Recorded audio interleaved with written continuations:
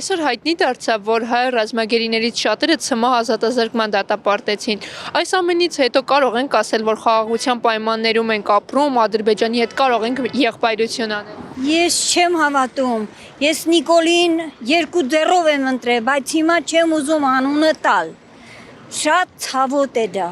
Մեր զոհերի համար, բոլոր մայրերի համար, որ սգում են։ Ամեն մի մոր հետ ես, որ երեխեք հետ ես էլ եմ սգացել։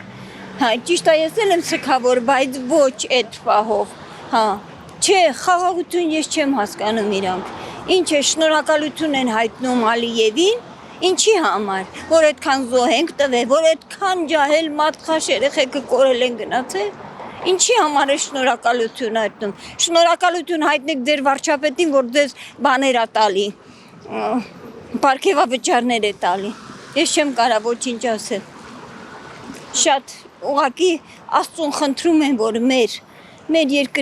երկրին Աստված խաղաղություն բերի, իրանք չեն բերի։ Ադրբեջանը այդ խաղաղություն գոյություն չունի, ինչ խաղաղության մասին է խոսքը։ Այդ ձևական բառերով ասելն է միայն։ Խաղաղություն գոյություն չունի բացարձակ։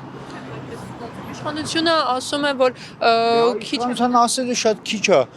Մի Ադրբեջանը գտել է բանը։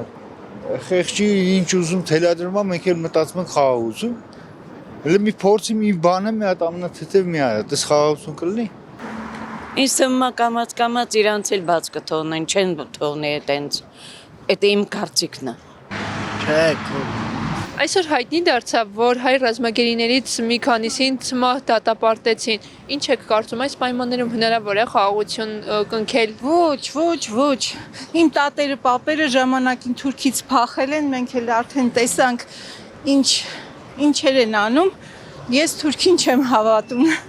Ոչ մի խաղաղություն իրենց հետ հնարավոր չի։ Պետք է ուժեղ լինել, քո ուժով իրենց ստիպել, որպեսզի խաղաղություն լինի։ Այլ կերպ, այլ ճանապարհ չկա։ Ինչքան գլուխդ խոնարհես, այնքան ավելին կստիպեն։ Դրան եղբայրություն ամենայդեպս չենք կարող անել։ Պետք է մի կերպ հարմարվենք, մի բան անենք, ազատագրենք այդ մարդկանց։ Չեմ կարծում բալես։